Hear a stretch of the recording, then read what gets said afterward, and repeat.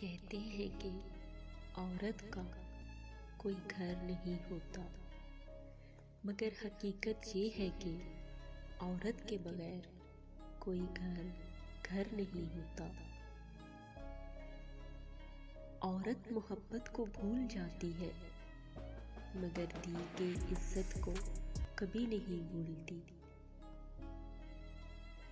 وہ جھونپڑی جہاں عورت مسکراتی ہے اس عالی شان محل سے بہتر ہے جہاں عورت روتی ہے۔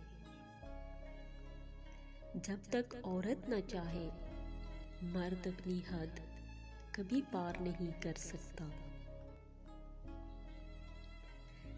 ہاں، میں عورت ذات ہوں اور میرا رتبہ یہ ہے کہ میرے قدموں تلے جنت ہے۔ کوئی اور دلیل چاہیے کیا میری پاکیزگی کی؟